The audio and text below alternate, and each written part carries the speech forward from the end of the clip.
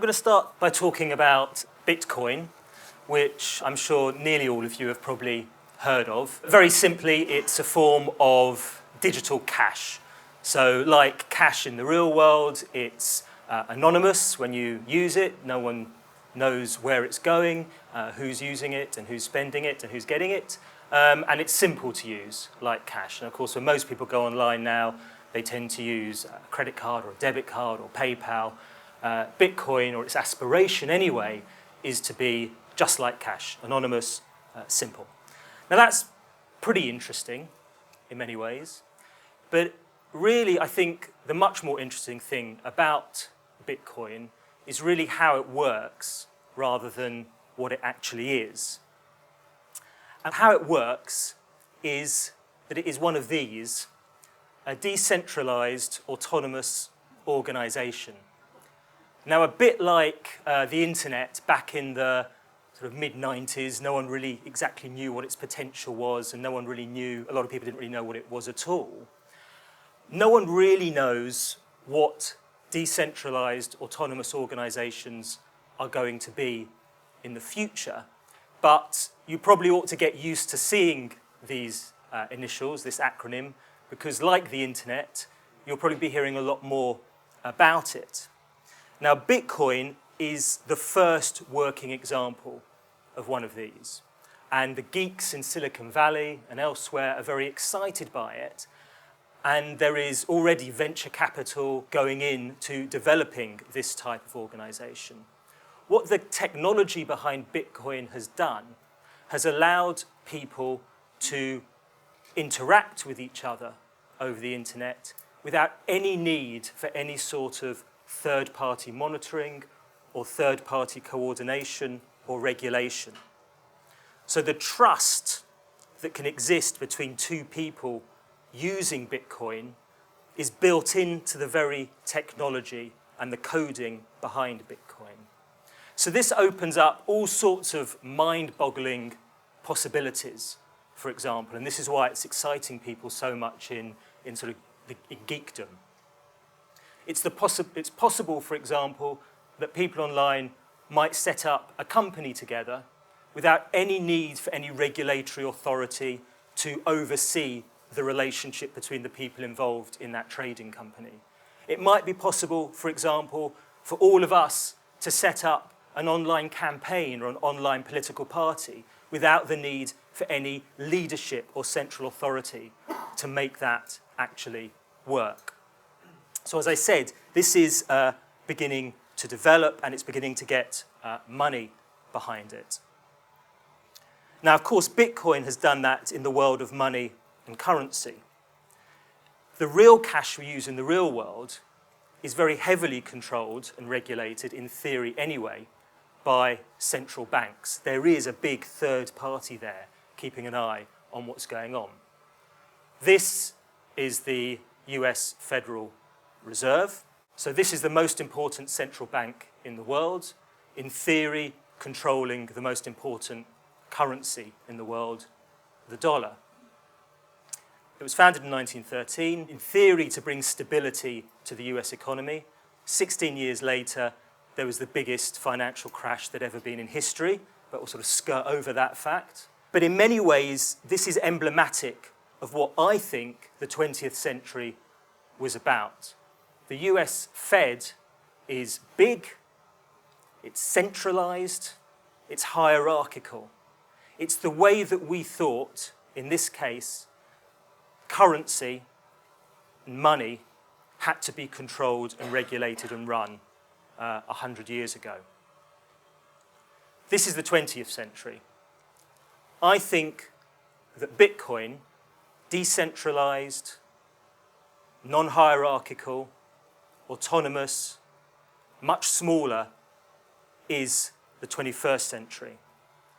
So the big trends that I think we're beginning to see 14 years into this century is a move away from a world shaped by a handful, a few big hierarchical centralized organizations to a world shaped by many small, flat, decentralized structures.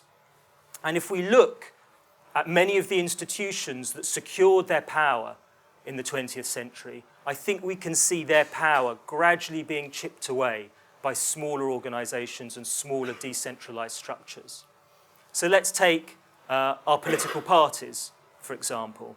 The mass, hierarchical, centralised party began to be developed in the 19th century, but really secured its position of power and centrality to our political system during the 20th century. As many people know, these parties don't have the same support and membership they once had, but not many are aware of quite how precipitous the drop has been. So this graph shows the membership of the three main parties, Conservative, Labour, Liberal, Democrat, from the war up until the present day. Back in the 1950s, these three parties had about 3 million members between them. Today, they have about 300,000. So over those 70 years, their membership has fallen down to a tenth of what it once was. But their allegiance amongst voters has also fallen. So again, back in elections in the 1950s, the two main parties, Conservative and Labour, were securing about 95% of the vote. At the last election in 2010, they secured about 65%, and it's pretty strong likelihood that next year, in 2015, at the next election, they may secure even less than that. But I think what's particularly interesting about this is the last time a big political party in Britain died, it was the Liberal Party in the first half of the 20th century. What was it replaced by? It was replaced by another big, centralised, hierarchical party, the Labour Party. What we're seeing today is something very different. Parties are declining as a whole. And they're not being replaced by another big party. They're being replaced by a bunch of small parties, UKIP, SNP, the Greens. But they're also being replaced by a whole variety of other forms of political expression, like online petitions, small campaigns, political stunts, a wide variety of different ways of trying to bring about change than the traditional 20th century route of a big party. Corporations, another vitally important institution in the 20th century. Again, like the political party, gradually grew in power and influence in the 19th century, actually often in the face of very severe opposition, particularly in the United States, but then really took off in the 20th century and became an absolutely central feature of the way our economy is run. So that by the 1940s and 1950s, that big, centralised, hierarchical, highly bureaucratic, very powerful corporation was right at the heart of the American economy, and something that European economies in the wake of the war started to adopt for themselves. Now, I'm not saying corporations aren't still powerful. They obviously are still very powerful.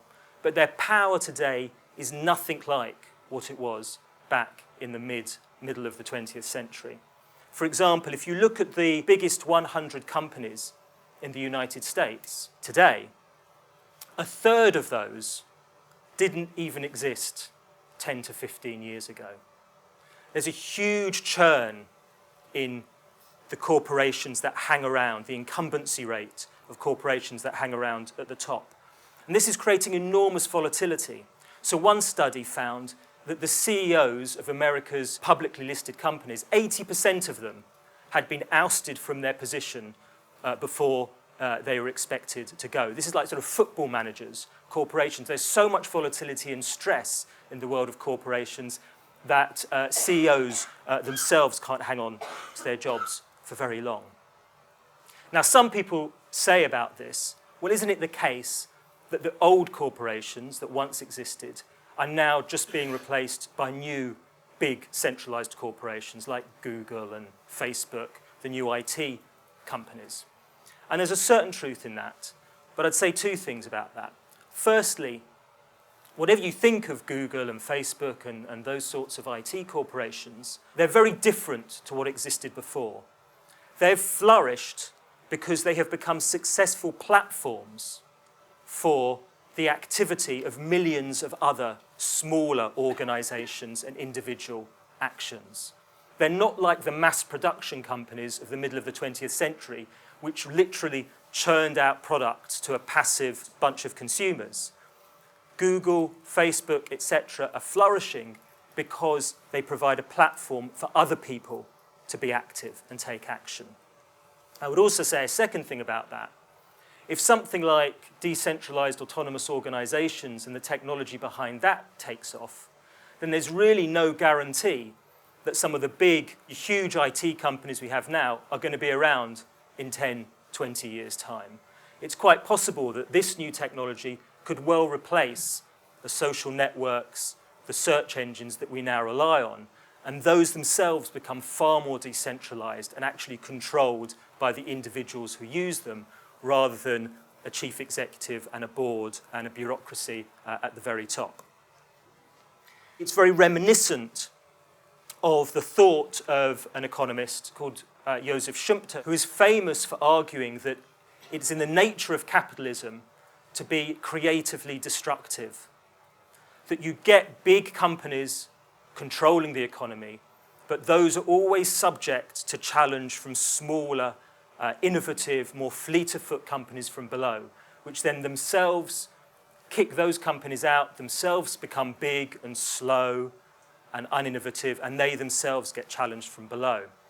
What's often known about Joseph Schumpeter is that towards the end of his life, he died in the middle of the 20th century, he began to change his mind. He actually looked at the corporations that were in control of the economy and thought, actually, I was wrong. That creative destruction that happens in capitalism isn't happening anymore. The big companies are now too big and powerful. They've got too much control. So that innovation now has to come from the big companies, not the smaller challengers from below. Actually, he was probably right. But maybe what's happening now is we're going back to Schumpeter's earlier vision of much more churn and much more creative destruction happening. And then there's that biggest centralized hierarchical organization of all, the state and government. I think we all know that governments don't have the same control over information flow that they once did. The internet, of course, has made it almost impossible, certainly for democratic governments, to control what people find out about, what they hear about the governments themselves. Even undemocratic governments, such as in China, even North Korea, is finding it almost fighting a daily battle to stop information flowing to their citizens and to control that. But what else do states do? Well, they're supposed to try and control our borders, exit and entry, keep an eye on their citizenry. Even that's being chipped away now. Back in 1990, there were 150 million migrants in the world. Now, there are 230 million migrants in the world. People are literally breaking themselves away from the state control and the countries into which they were born and moving to other places and chipping away at that particular power. It also indicates why so much of the debate that's going on at the moment around immigration is so irrational, because with that sort of flow of and that numbers flowing around the world, maintaining tight control over your borders is almost impossible. Another area of the state, of course, is around security and defense and military activity. There again, the state is beginning to lose out to smaller players. There was a great study which looked at 197 military conflicts that have occurred over the last 200 years between states, governments, and between non-state military, smaller military forces, guerrilla forces, etc. And that found that in the 19th century, the states won about 74% of those sorts of battles. In the first half of the 20th century, the state was winning 65% of those battles against non-state military forces. By the second half of the 20th century, they were only managing to win 45% of those sorts of battles. So again, even in the most fundamental aspects of a state's raison d'etre, defence and security, it's beginning to lose out to smaller, non-state, decentralised organisations. So that's the state, it's parties, the economy. It's before we even get into what's happened to society over the last 40 or 50 years. This is the hog farm hippie commune on their way to the Woodstock Festival in 1969. We all know that the sorts of constraints and social conformity which used to be imposed by the state, but also by the church and by various civil society institutions, has been worn away consistently over the last 40 or 50 years. So I suppose the really interesting question is, why is this happening? Now, if you listen to the egos in California, and you can buy a book about this every week that comes out, you'll be told that it's technology. It's the internet that's allowing this to happen. It's giving people the tools, the networks, the skills to be able to do things for themselves and challenge the big hierarchies and centralized organizations. But I think that's to confuse the symptom with the cause. I think the reason this is happening is for a much more fundamental human reason. It's this. It's about freedom. People, I think, almost naturally, inherently, want to break away from constraints that stop them making choices for themselves, making choices about their economic activity, their political activity, their social life, their lifestyles. And of course, the big, centralized, big organization, the hierarchical organization, tries to constrain that. It wants people to fit into a certain box, to take on a certain label. It doesn't naturally fit with individual choice and freedom. But this isn't new. This isn't something that's been happening over the last 10, 15 years since the internet really got going. This has been a wave that has been developing really, I would say, for the last 500 years. In fact, I think you can probably identify the date when this wave began. It was the 31st of October, 1517, because that was the day that this guy, Martin Luther, took on the first and for many years the only really big centralized hierarchical organization, the Catholic Church. That was the day he sent a letter to his bishop complaining about the way the Catholic Church was behaving. And he probably didn't mean to set in train a certain course of events, but he did, because obviously that led to the Reformation. And something fundamental happened then, because what the message that went out was that you could actually make a choice for yourself about what your religion was. You could break away from a church that had ruled for millennia. You wouldn't go to hell. You had free choice in the issue. And really, once that genie was out the bottle, it was impossible, and it's proved impossible, to put it back in. The desire for individual freedom, not just over religious life, but over every area of life, has continued to grow. Now, of course, there's been an ebb and flow. It's not been straightforward. In the 17th and 18th centuries, we had the rise of absolutism. Big hierarchy tried to reassert itself through the monarchy and through the church. That then was overthrown by the rise of liberalism in the 19th century, which once again put emphasis back on individual freedom, smaller organizations limiting the control of big structures. And then, as I've been showing hopefully today, the 20th century came along, and we once again became fascinated by the power of big hierarchy and centralization and what that could do for us. But now, going into the 21st century, there's a counter-reaction to that. And I think individual freedom, smallness, decentralization is back on the agenda.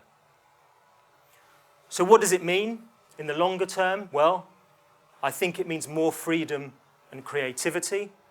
Breaking away from those big hierarchies allows individuals to flourish, allows smaller organizations to flourish and innovate and do things in different ways, which I think is enormously to be welcomed. But it also means more complexity and disorder. I'm afraid if you're one of those people, either on the left or the right, who sort of harks back to a world of certainty and stability in the 1940s and 1950s, you're going to be really disappointed and annoyed by the 21st century. It's not ever going to be like that again, certainly not in the near future anyway. It also means growing stress for those big centralized hierarchical bodies and the laws, regulations, cultures that support them, because that 20th century ethic, the structures, the laws, they still exist. You can't see that anywhere better than in the political system, where in America and the UK, first past the post system, which of course has maintained the power of two big centralized parties way beyond any public appetite for them, is still in place. And we can see now how it's so massively under stress and strain that sooner or later it almost certainly will collapse. So finally, and I know this is a terrible old cliche, but I think the 21st century is going to be a roller coaster. It's going to be quite scary and uncertain as those big, stable structures begin to break up. There's going to be a few people at the back looking around for a break and hoping there's a break on it and obviously not finding one. But there's also that sense of exhilaration and freedom and liberation that can come from breaking away from the big structures that once controlled so much of our life.